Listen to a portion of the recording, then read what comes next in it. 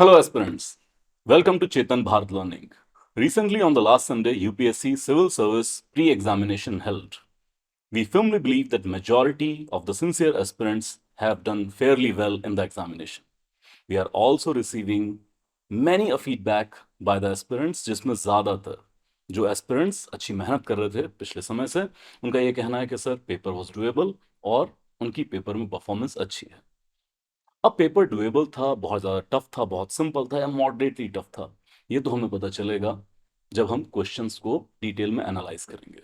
So in this session we are going to discuss questions related to polity और उनको detail में analysis करेंगे। ये भी समझने की कोशिश करेंगे कि आखिर ट्रेंड जो पॉलिटी के क्वेश्चन का पूछने का है वो किन फैक्टर्स पे बेस्ड है और क्यों वो सवाल पूछे गए हैं। Let's begin with the very first question. Consider the following statement with regard to pardoning power of the president. So here it is a question related to executive. आगे हम देखेंगे पॉलिटी, जो कोर पॉलिटी और constitution से question पूछे गए हैं उसमें एग्जीक्यूटिव ने डोमिनेट किया है। प्रेसिडेंट के ऊपर क्वेश्चन है, गवर्नर के ऊपर है, नॉन कॉन्स्टिट्यूशनल अथॉरिटी लोकपाल के ऊपर भी क्वेश्चन है। So this question asks about the pardoning power which is provided under Article 72 of the Constitution, that the exercise of this power by president can be subjected to limited judicial review. Now the key word here is judicial review, but limited judicial review. And second statement reads, the president can exercise this power without the advice of central government. I believe most of you candidate knows that this is not a discretionary power of the president. This is strictly on the advice of council of minister. बल्कि एक मारूराम case है जिसमें supreme court ने clearly ये कहा है कि ये pardoning power strictly with aid and advice of council of minister पर ही एक्सरसाइज की जाएगी। हम अपनी क्लासेस में कई बार ये रिपीट भी करते रहे हैं दैट अगर आप बिल्कुल डिटेल में जानना चाहते हैं तो ministry of law and justice और होम अफेयर मिनिस्ट्री ज्यादा इस सारे डिसीजन मेकिंग में इन्वॉल्व होती है। तो सेकंड स्टेटमेंट एंटायरली रॉन्ग है। And then comes the limited judicial review. हालांकि there is a saying that in the era of judicial activism everything is under judicial review, लेकिन फिर भी कुछ ना कुछ लिमिटेशन होती हैं।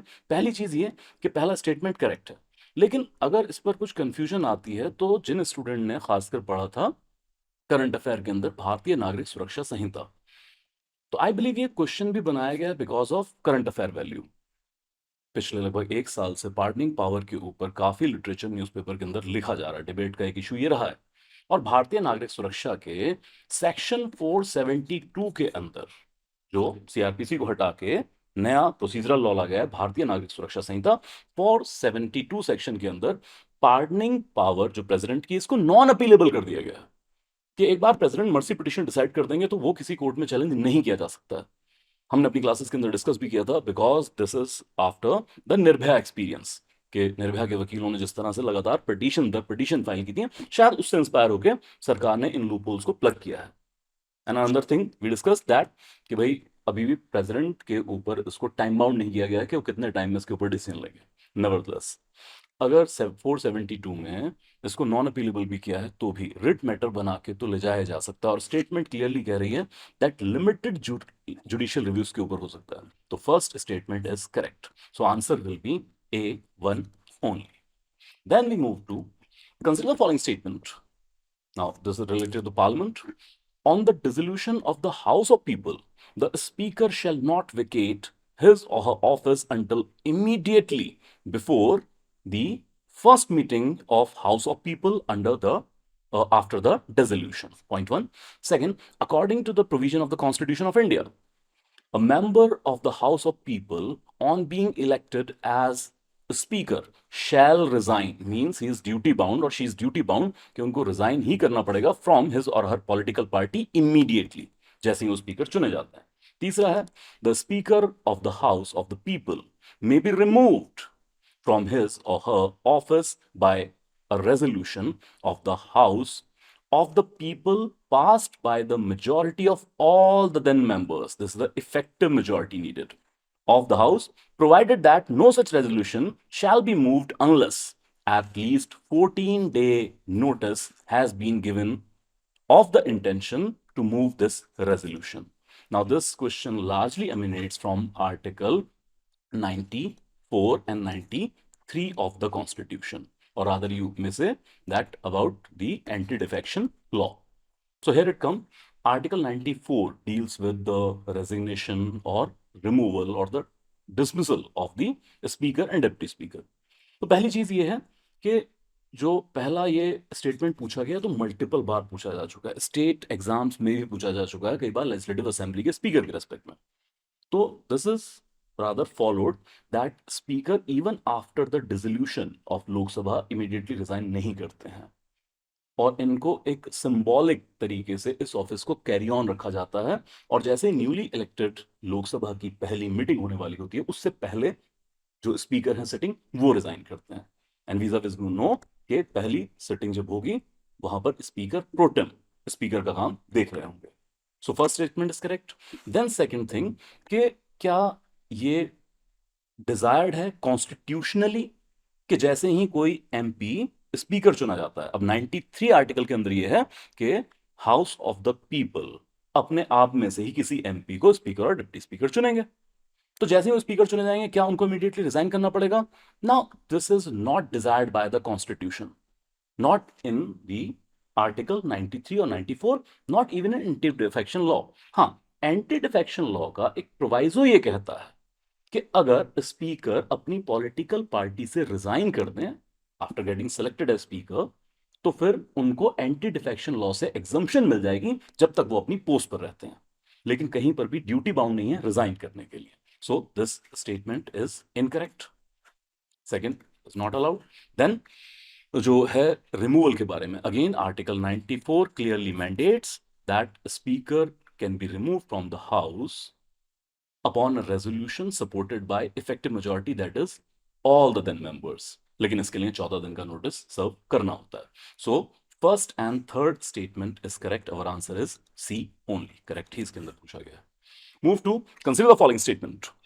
If any question arises as to whether a member of the House of the People has become subject to disqualification under 10th schedule, which is related to anti-defection law, the President's decision in accordance with the opinion of Council of Ministers shall be final. And second statement, there is no mention of the word political party in the Constitution. I believe इससे simple question नहीं बनाया जा सकता है.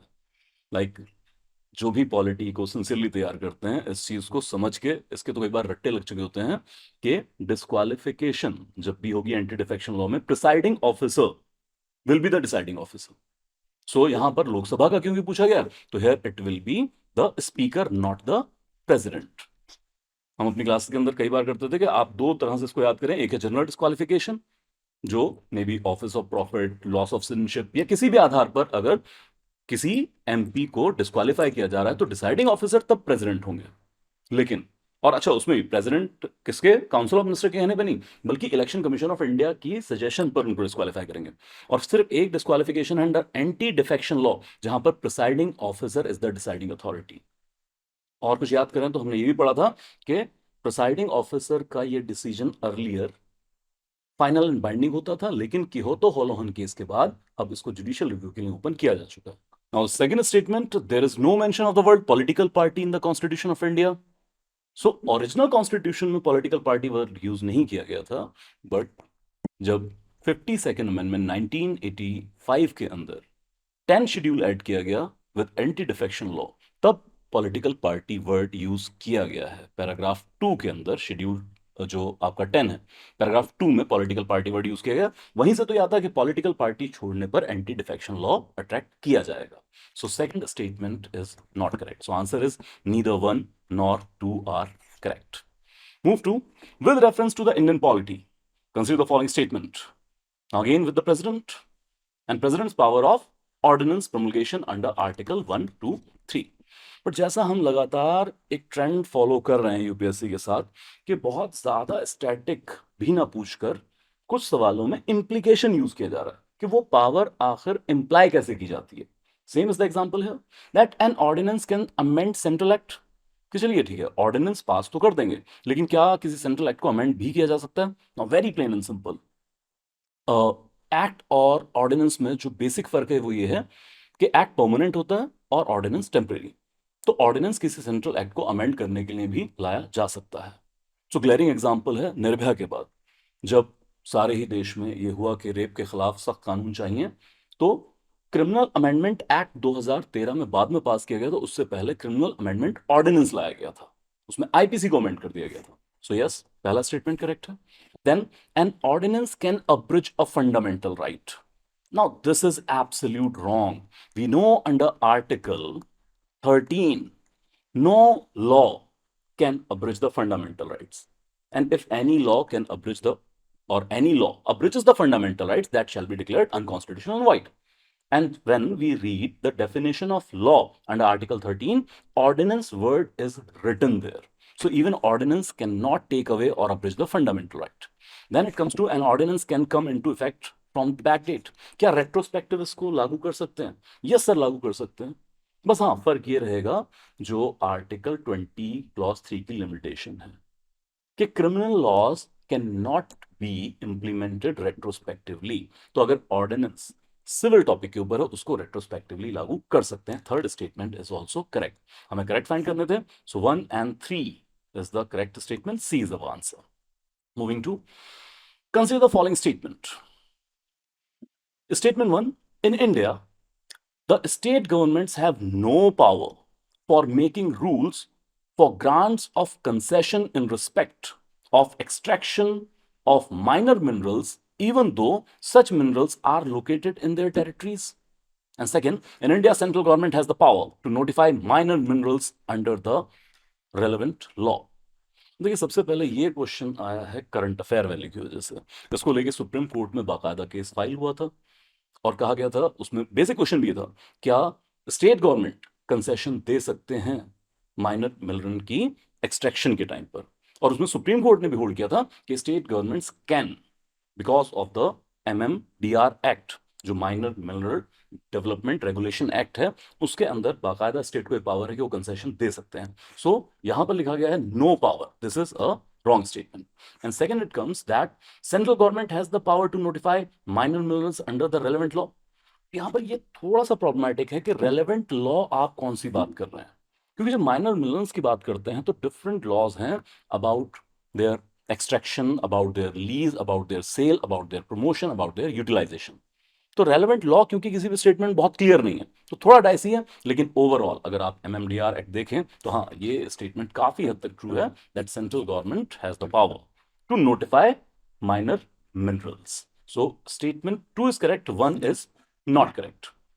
So we'll find the statement that statement 1 is not correct and second statement is correct. D is our answer.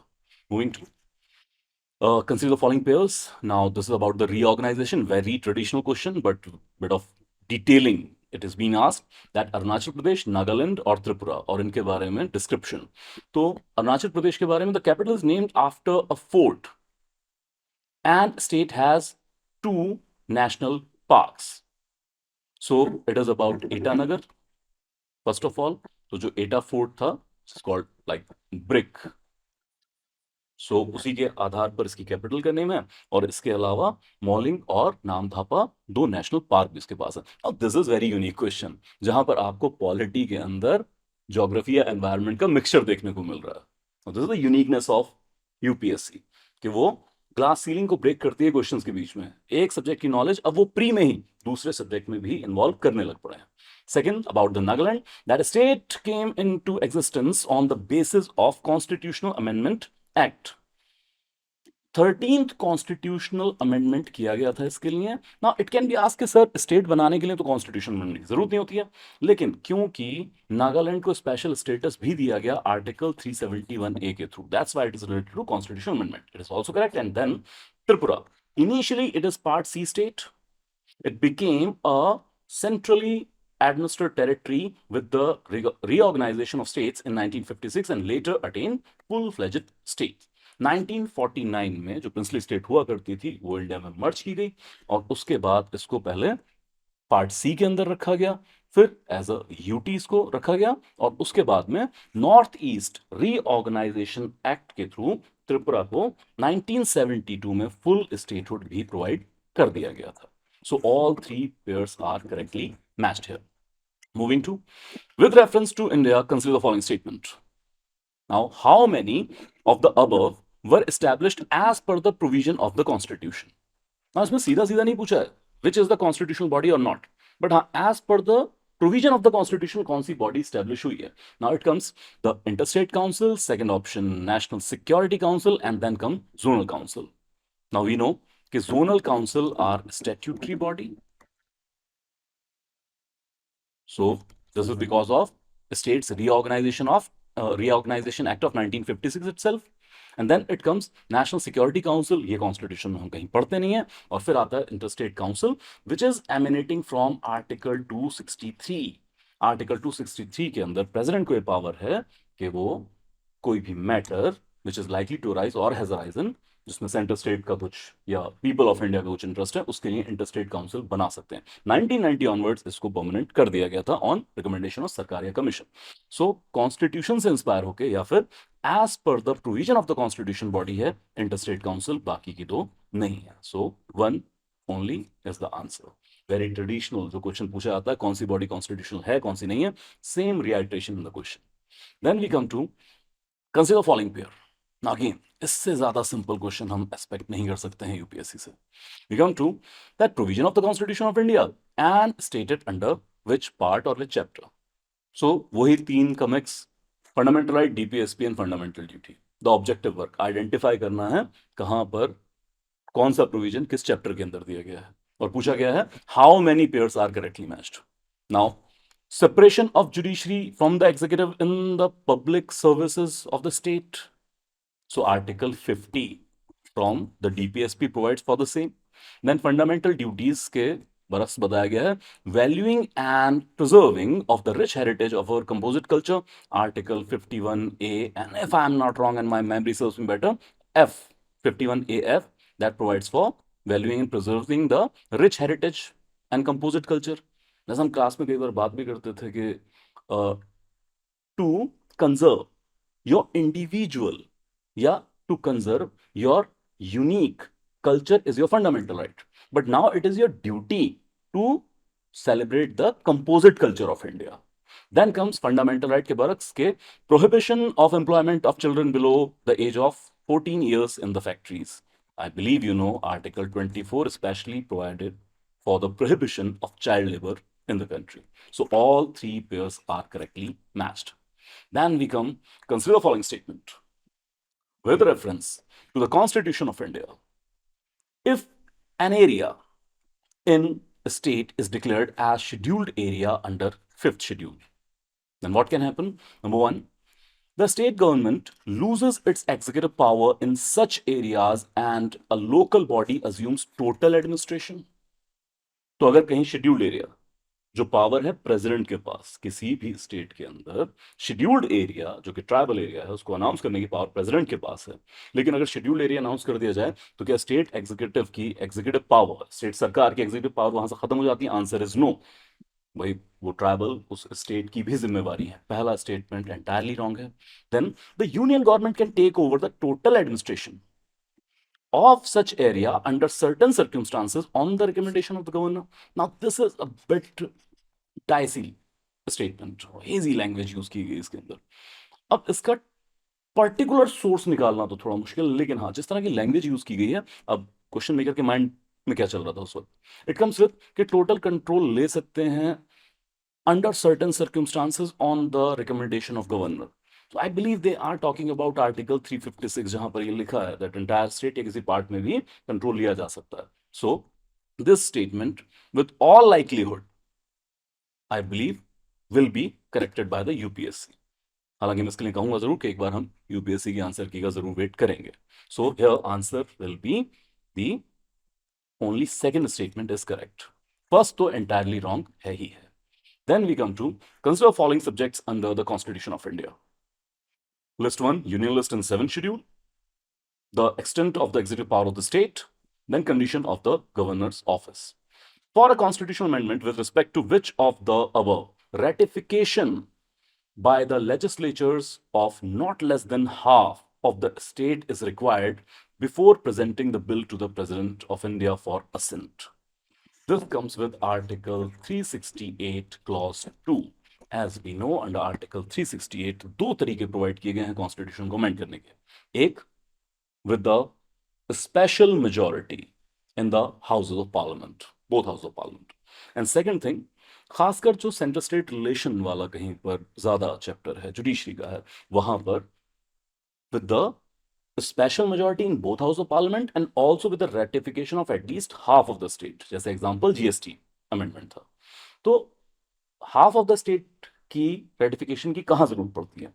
पहला, union list under article 368 it is there. Then extent of executive power of the state, yes it is there, but governor office की condition को change करने में half of the state की ratification नहीं चाहिए। So here it come 1 and 2A is our answer. Moving to, with reference to Indian polity, consider the following statements. The governor of a state is not answerable to any court for the exercise and performance of the powers and duties of his or her office. Point 1. No criminal proceeding shall be instituted or continued against the governor during his or her term of office, and members of the state legislature are not liable to any proceeding in any court in respect of anything said within the house. I believe ये भी doable question है, easily identified है। जो पहली दो statement है, this emanate from the immunities provided under Article 361 with respect to President and the Governor. So President and Governor both are not answerable to the court about their performance of their duties. And second, कोई भी criminal proceeding during the term, जब तक वो post के ऊपर है, जब तक वो ऑफिस में है, तब तक इनके खिलाफ इनिशिएट नहीं हो सकती है, कंटिन्यू भी नहीं हो सकती है अगर पहले से चली आ रही है। And lastly, this is the immunities and privileges of the members. And then अगर कुछ भी हाउस में कहा गया है मेंबर के द्वारा, उस पर कोर्ट के बाहर कोई प्रोसीडिंग नहीं की जा सकती है। And this eminate from article 194 from for the MLAs, और अगर हम एमपीज की बात करें तो 105 आर्टिकल है। दोनों ही आर्टिकल काफी हद तक आइडेंटिकल है। हाँ, इसमें रिसेंट एक करंट अफेयर जरूर आया था जिसमें नरसिम्हा राव केस था, जिसमें ब्राइबिंग का केस था। तो पहले सुप्रीम कोर्ट की एक वर्डिक्ट थी कि अगर ब्राइब भी हाउस में दे दी गई है तो उस पर भी कोर्ट क्वेश्चन नहीं करेंगे। लेकिन रिसेंटली सुप्रीम कोर्ट ने इसको ओवरटर्न किया, और ब्राइबिंग जैसे केसेस अगर हाउस में होते हैं तो उसमें पीसीए के थ्रू केस चलाएगा। कोर्ट ने कहा वहां इम्यूनिटी नहीं मिलेगी। लेकिन यहाँ पर ऐसा कोई करप्शन के बारे में पूछा नहीं गया।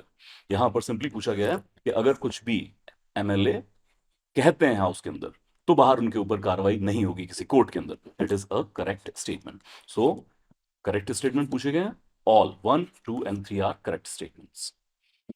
Consider the following statements. The Constitution of India explicitly, जब भी extreme word आए मैं अक्सर कहता हूं थोड़ा सावधान हो जाया कीजिए।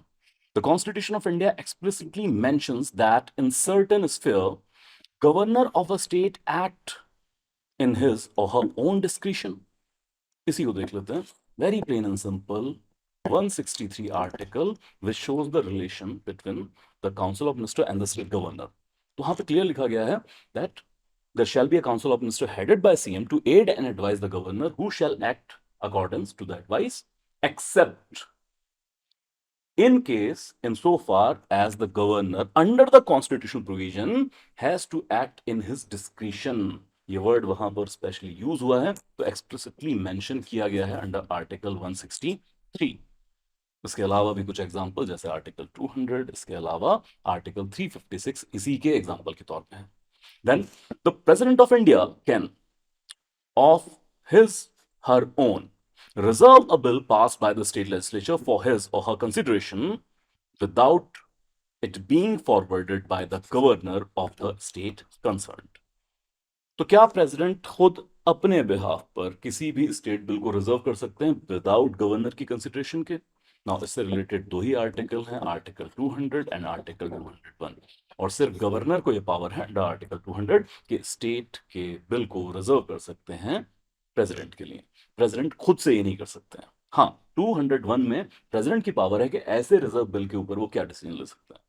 देखिए, इस ट्रेंड को नोट रखिएगा, इस बार नहीं पूछा गया। नेक्स्ट टाइम आई बिलीव इसी ट्रेंड पर नया क्वेश्चन बनना चाहिए, क्योंकि रिसेंटली सुप्रीम कोर्ट ने वर्डिक्ट दिया था और प्रेसिडेंट और गवर्नर को दोनों को टाइम बाउंड कर दिया है to give assent to the state bills. और इसके ऊपर प्रेसिडेंशियल रेफरेंस में प्रेसिडेंट ने सुप्रीम कोर्ट से 14 सवाल भी पूछ लिए हैं। तो this is a hot topic. ये आपको स्टेट और आने वाले एग्जाम में फिर से रिपीट होता हुआ दिखेगा question.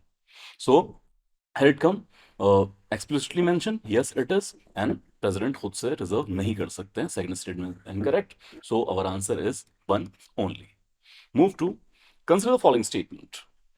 Panchayats at the intermediate level exist in all states. I believe you know this answer. That okay, it is mandated कि वैसे तो 3 tier होना चाहिए, बट जिन भी स्टेट की पॉपुलेशन 20 लाख से कम है, सो जहां पर भी 20 लाख से कम की पॉपुलेशन है वहां पर 3 tier की जरूरत नहीं है, वो 2 tier से काम चला सकते हैं. तो जब यहां पर वर्ड एक्सट्रीम डाल दिया गया है in all the state, this is a wrong state. तो सिक्किम है, इसी तरह गोवा है, इस तरह की कुछ स्टेट में 2 tier मॉडल भी है. Second statement, to be eligible to the member of panchayat at the intermediate level, a person should attain the age of 30 years. अब यहाँ पर अगर कुछ लोगों को कंफ्यूजन हुआ है तो बहुत ही खराब बात है. लगा होगा कि पंचायत विलेज की उसमें 21 साल फिर 30 साल, ऐसा कुछ नहीं है. हम बहुत अच्छी तरह से पढ़ते हैं कि किसी भी लेवल की पंचायत में क्वालिफिकेशन के नाम पर वही है जो एमएलए के लिए क्वालिफिकेशन है, एक्सेप्ट द एज क्राइटेरिया, जहां एमएलए के लिए 25 और पंचायती राज में लड़ने के लिए 21 साल है. Next we come to, so second statement is also incorrect. The chief minister, now mind the word, chief minister of a state constitute commission to review the financial position of the panchayats at the intermediate levels and to make recommendations regarding the distribution of net proceeds of taxes and duties leviable by state between state panchayat at the intermediate level. Huge statement, but this talks of only about Article 243I, that is related to State Finance Commission. And the head is Chief Minister. So this commission is being established for 5 years, but not by the Chief Minister, but by the State Governor. So again आप देख रहे हैं कि बहुत सारे questions में मुड़ मुड़ के गवर्नर के ऊपर सवाल पूछे जा रहे हैं. तो हम क्लासेस में कई बार डिस्कस करते थे कि गवर्नर बहुत इंपॉर्टेंट है, इसको अच्छे से प्रिपेयर कीजिएगा. सिंगल डिजिट क्वेश्चन भी नहीं है, मल्टीपल क्वेश्चन में गवर्नर से रिलेटेड पावर पर सवाल आ रहे हैं. So second statement is also incorrect. So we have asked that how many statements are not correct. Answer is D, 1 2 3. कोई भी स्टेटमेंट इसमें करेक्ट नहीं है. Now we come to the Lokpal. Consider the following statement about Lokpal. The power of Lokpal applies to the public servant of India, but not to the Indian public servants posted outside India. ये थोड़ा confusing statement हो सकता है जिन्होंने detail में लोकपाल नहीं पढ़ा है, लेकिन ये एम्पली क्लियर है कि लोकपाल बनाया इसलिए गया था कि जो हाई लेवल ऑफिशियल्स हैं उनके करप्शन की जांच कर सके. हालांकि जब पब्लिक सर्वेंट की बात आती है तो सेंट्रल सर्विस में ग्रुप ए से डी तक सभी की जांच कर सकते हैं. प्राइमरली फोकस था हाई लेवल करप्शन के ऊपर. सो पहला स्टेटमेंट इज इनकरेक्ट. जो भी पब्लिक सर्वेंट इंडिया में पोस्टेड है और इंडिया के बाहर भी पोस्टेड है उनके बारे में लोकपाल जांच कर सकते हैं. सेकंड स्टेटमेंट, द चेयरपर्सन और member shall not be a member of the parliament or member of the legislature of any state or UT, and only the chief justice of India, whether incumbent or the retired, has to be its chairperson. Now this statement is partially true. अगर लिखने वाले की कलम यहां रुक गई होती कि भाई ये लेजिस्लेचर का पार्ट नहीं होंगे तो करेक्ट थी, क्योंकि एक शर्त है एमएलए एमपी कोई भी लेजिस्लेटर वो लोकपाल का पार्ट नहीं होगा. लेकिन फिर आगे लिख दिया कि चीफ जस्टिस जो भी चेयरपर्सन होंगे वो सिर्फ चीफ जस्टिस ऑफ इंडिया होंगे. ऐसा नहीं है, even the justice of supreme court can be chairperson. So in entirety this statement is incorrect. Then third statement, the chairperson or member shall not be a person of less than 45 years of age on the date of assuming office as chairperson or member, as the case may be. So yes, it is a fact. 45 year की minimum age चाहिए. This is correct statement. Then Lokpal cannot inquire into the allegations of corruption against sitting prime minister. ये भी बहुत importantly discuss किया जाता है जब लोकपाल पढ़ा जाता है, क्योंकि जब लोकपाल एक्ट 2013 में इनैक्ट किया जा रहा था या इसको बनाया जा रहा था, तभी जब ये बिल के तौर पे था, तभी ये काफी हंगामा था कि प्राइम मिनिस्टर को कैसे आप इंक्लूड कर सकते हैं लोकपाल की जुरिस्डिक्शन में. तो इतने हाई ऑफिस को इंक्लूड नहीं करना चाहिए. लेकिन फिर आर्ग्यूमेंट यही कि जब बहुत सारी जगहों पर डायरेक्ट एलिगेशन लगते हैं प्राइम मिनिस्टर के ऊपर, तो चाहे बोफोर्स स्कैम हो, चाहे नरसिम्हा राव साहब के टाइम पे कुछ ऐसे एलिगेशन हो, तो भाई लोकपाल की जुरिस्डिक्शन होनी चाहिए.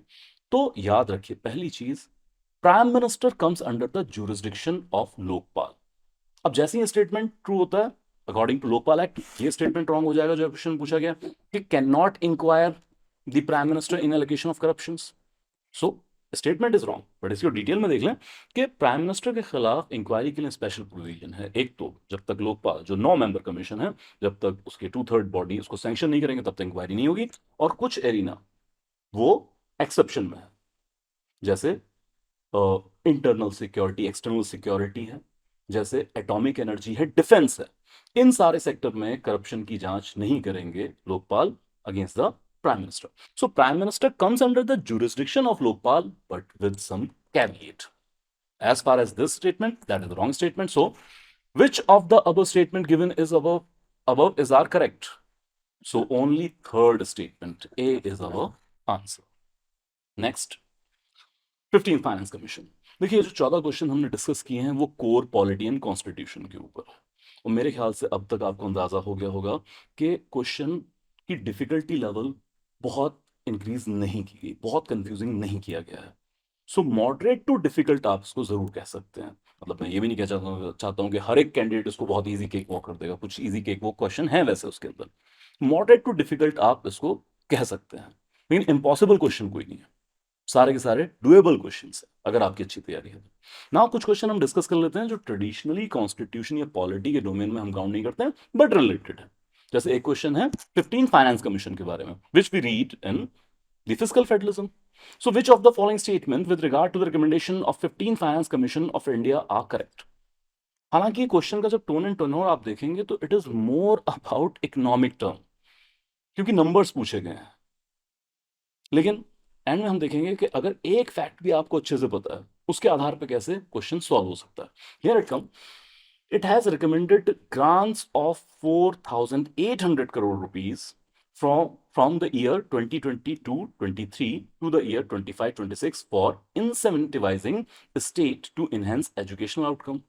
अब देखिए क्योंकि सीधा फैक्ट है, आपको याद है तो आता है, नहीं आता है तो नहीं सॉल्व होगा, but yes it is correct. Then comes 45% of net proceeds of union tax are to be shared with the state। जो वर्टिकल डेवोल्यूशन होता है उसका क्या 45%, जो आर्टिकल 270 के अंदर डिविजिबल पूल है उसका 45% to be shared with the state, and answer is no. ये डिजिट मेरे ख्याल से आपको याद होगी, 45% नहीं, कभी हुआ ही नहीं इतना। तो 14th Finance Commission under YV Reddy enhanced the net devolution of taxes from 32 to 42%, and 15th Finance Commission ने इसको कर दिया था 41%। जो 1% काटा था वो जम्मू एंड कश्मीर का। तो ये entirely wrong statement. Then come 45,000 crores are to be kept as performance-based incentive for states for carrying out agriculture reform. Again, factual information. Yes, it is correct. Then it reintroduced tax effort criteria to reward fiscal performance. So here it is also a correct statement, क्योंकि जो horizontal devolution का formula था जिसमें 45% highest रखा गया था income distance को, वहीं पर चाहे सबसे कम ही सही लेकिन 2.5% रखा गया था टैक्स एफर्ट्स के लिए, उतना वेटेज पैसा मिलेगा स्टेट्स को। अब बहुत सारा फैक्चुअल इंफॉर्मेशन है, अदरवाइज अगर मैं नंबर डिजिट को फॉलो करूं मैं कहूंगा शायद ये क्वेश्चन नहीं सॉल्व होगा, इतने ज्यादा आंकड़े कौन रट के जाता है। बट अगर इसको निगेशन थियरी से किया जाए, जैसा हमें पता है कि second statement is absolute wrong, और फिर आप देखेंगे 3 ऑप्शन में इन्होंने सेकंड ऑप्शन डाल रखा है, here it is, here it is and here it is। only one option is there which is devoid of second option। तो अगर सिर्फ सेकंड ऑप्शन भी किसी को पता है, आंसर डन है। तो जैसा हम अक्सर डिस्कस करते भी हैं इस बात को क्लासेस के अंदर कि एमसीक्यू जहां 4 ऑप्शन 3 ऑप्शन आ रहे हैं वहां पर क्वेश्चन सॉल्व करने के लिए आपको 100% इंफॉर्मेशन नॉलेज की जरूरत नहीं है। 50% से अबव भी अगर इंफॉर्मेशन है तो भी क्वेश्चन सॉल्व हो जाएगा। इस क्वेश्चन में आपको सिर्फ 1/4 इंफॉर्मेशन की जरूरत थी, question is solve, which is otherwise seem to be very difficult.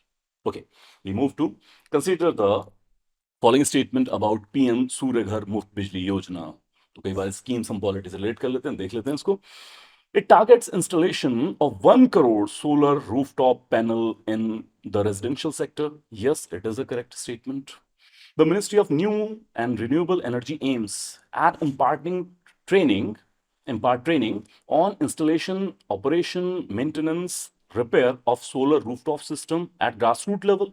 Yes, sir, 3 lakh के अराउंड टेक्नीशियंस को तैयार किया जा रहा है. That it aims to create more than 3 lakh. Same statement is reiterated here. Skilled manpower through skilling, fresh skilling, and up under scheme component of the capacity building. Here, all three statements are correct. Then, organization and their ministry. यार पीछे काफी ऐसा मतलब एक दो question ऐसा आ रहा है, बट ये बड़े नुआंस से क्वेश्चन है. ऐसे एक बार पीछे पूछा टी बोर्ड ऑफ इंडिया के ऊपर क्वेश्चन पूछ लिया था, उसके मल्टीपल फैक्ट दे दिए थे. आई बिलीव कि बहुत ज्यादा ही ड्यूरेबल क्वेश्चन नहीं है, और अगर इसके बारे में अच्छे से नहीं पढ़ा है तो ये वेल लेफ्ट ही छोड़ने अच्छे हैं. नेगेटिव मार्किंग के सीन में हमें इनसे पंगा नहीं लेना चाहिए. तो करेक्टली पूछा गया इसके अंदर नेशनल ऑटोमेटिव बोर्ड है. अब सीधा सीधा फैक्चुअल है तो सीधा समझ लेते हैं.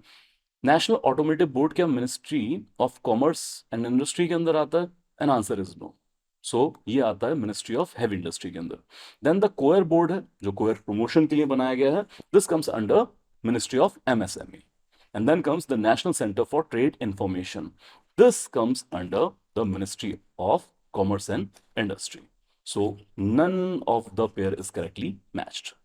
Move to the next question. Consider the following activities: production of crude oil, refining, storage, and distribution of petroleum. Third statement: marketing and sale of petroleum products and production of natural gas. How many of the above activities are regulated by the Petroleum and Natural Gas Regulatory Board in our country? हालांकि resources से जुड़ा question है, मुझे नहीं touch करना चाहिए था, but ठीक है. Natural petroleum and natural gas regulatory board in our country, इसके ऊपर सवाल डिस्कस कर लेते हैं. So under petroleum and natural gas regulatory Act of 2006, this particular board is being established, and is established to do downstreaming activity in the petroleum and natural gas sector.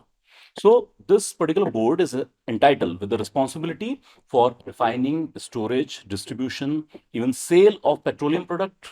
So it is correct. And then it is also with like marketing and sale. तो third statement is correct. But जहां पर natural gas का सवाल आता है, so natural gas की production इनकी responsibility नहीं है. पर जब नेचुरल गैस की बात आती है तो नेचुरल गैस का प्रोडक्शन इनके हाथ में नहीं है, बल्कि नेचुरल गैस को ये ट्रांसपोर्ट, सेल या मार्केटिंग ये एक्टिविटी प्रोवाइड कर सकते हैं. सो फोर्थ स्टेटमेंट इज इनकरेक्ट. और फिर प्रोडक्शन ऑफ क्रूड ऑयल भी इनके एम्बिट में नहीं आता है. तो very statutory type of thing कि एक्ट के अंदर इस पर्टिकुलर बोर्ड को क्या क्या पावर दी गई है. So here it comes that only second and third. So only two statements are correct. Move to who amongst the following are the members of jury to select the recipient of Gandhi Peace Prize? इस बार Gandhi peace prize किसको मिला है? अक्सर हम वो याद करते रह जाते हैं, उस पर सवाल नहीं है, बल्कि जूरी जो उनको सेलेक्ट करती है उसके ऊपर question. Comprise of president of India, prime minister of India, chief justice of India and leader of position. तो और कुछ नहीं तो एलओपी से ही इसको याद रख लीजिएगा. So the jury comprises of these three persons. तो इसमें eminent person को guest भी बनाया जाता है. जैसे बात लीडर और स्पीकर ऑफ लोकसभा को बुलाया गया था. So prime minister, chief justice of India और leader of opposition of Lok Sabha इसके मेंबर, प्रेसिडेंट इसके मेंबर नहीं है. So answer is second, third and fourth. C is our answer. Last question. Again it is about the some department and related work and related ministry. तो तीन आपको चीजें correct इसके अंदर देखनी पड़ेंगी. ना सिर्फ ये कि कौन सा डिपार्टमेंट या कौन सी एजेंसी किस डिपार्टमेंट और मिनिस्ट्री के अंदर आता है, बल्कि उसकी फंक्शनैलिटी भी क्या है. और फिर जो how many of the above roles is information correctly matched. सब कुछ करेक्ट मैच हो रहा है नहीं हो रहा. Now it comes to organization, some of functions, and it works under which ministry or department. Enforcement Directorate. So it is for the enforcement of the Fugitive Economic Offenders Act 2018. ये तो correct है. वैसे हम ED को ज्यादातर पढ़ते हैं PMLA की इंप्लीमेंटेशन के लिए, prevention of money laundering act. लेकिन साल 2018 में सरकार को पता लगा कि बहुत सारे लोग ऐसे हैं जो यहाँ पर इकोनॉमिक फ्रॉड करके भाग जाते हैं, फ्यूजिटिव हो जाते हैं. Yes, we are talking about like Vijay Mallya, like Nirav Modi, Mehul Choksi and sort of persons. तो फिर उनकी प्रॉपर्टी को यहाँ जब्त करके कुछ ना कुछ हम रिकवरी कर सकें या उनके खिलाफ कार्रवाई कर सकें, एक स्पेशल लॉ पास किया गया, फ्यूजिटिव इकोनॉमिक ऑफेंडर्स एक्ट 2018, और इसको इंप्लीमेंट करने की जिम्मेदारी ईडी को दी गई. Further the ED works under the internal security division 1 of ministry of home affair. बड़ा ल्यूक्रेटिव सा डाला है कि आप डिवीजन विजन लिख दें और कंफ्यूज करते हैं, बट याद रखिए ऐसा नहीं है। मिनिस्ट्री ऑफ फाइनेंस है, और फाइनेंस मिनिस्ट्री के नीचे आता है डायरेक्टर ऑफ रेवेन्यू इंटेलिजेंस, और उसके नीचे आती है ईडी। सो ED works under finance ministry, under Nirmala Sitharaman ma'am, not the Amit Shah sir. Then directorate of revenue intelligence, DRI, which is under finance ministry, enforces the provision of the customs act 1962। Multiple act को enforce करता है जिसमें से customs act एक है, और it comes under department of revenue ministry of finance। so ये जो डीआरआई की हम बात कर रहे हैं जिसके नीचे ईडी काम करता है, that comes under department of revenue ministry of finance। then comes directorate general of system and data management। it is functioned to carrying out big data analytics to the assist tax officers for better policy and nabbing tax evaders। तो क्या big data को analyse करने का काम करता है? थोड़ा सा अगर हम देखें तो नाम से ही पता चल रहा है कि हाँ कुछ इस तरह काम हो सकता है। And this also comes under department of revenue ministry of finance. तो आई बिलीव अगर किसी ने स्पेसिफिकली इन एजेंसीज के बारे में नहीं पढ़ा तो ये क्वेश्चन अटेम्प्ट करने लायक नहीं था। नेगेटिव मार्किंग में ऐसे पंगे नहीं लेने चाहिए, but here it comes answer with only 2। so these are all the questions। 14 question we discussed about the core polity and constitution which were doable। लेकिन इसी के साथ ये याद रखिए कि वहां पर भी जो क्वेश्चन हमने देखे हैं, एक यूनिक चीज जो यूपीएससी पिछले काफी टाइम से कर रही है अबाउट द डेप्थ। तो बहुत सुपरफिशियल क्वेश्चन नहीं पूछे जा रहे। कॉन्स्टिट्यूशन के अंदर जाकर अथॉरिटीज के बारे में या तो डीप इंफॉर्मेशन पूछी जा रही है, या फिर ज्यादा क्वेश्चंस क्या हैं, इम्प्लीकेबिलिटी। जैसे हमने ऑर्डिनेंस का क्वेश्चन देखा था कि बताइए यार ऑर्डिनेंस ठीक है लेकिन ये काम कैसे करता है। तो एक चीज जो इस एनालिसिस में हमें हासिल होती है, सुपरफिशियल स्टडी से काम नहीं चलेगा। इवन फॉर द प्रीलिम्स आपको डीपर अंडरस्टैंडिंग डेवलप करनी पड़ेगी of each and every subject, especially the polity। That will be all for today। Thank you so much।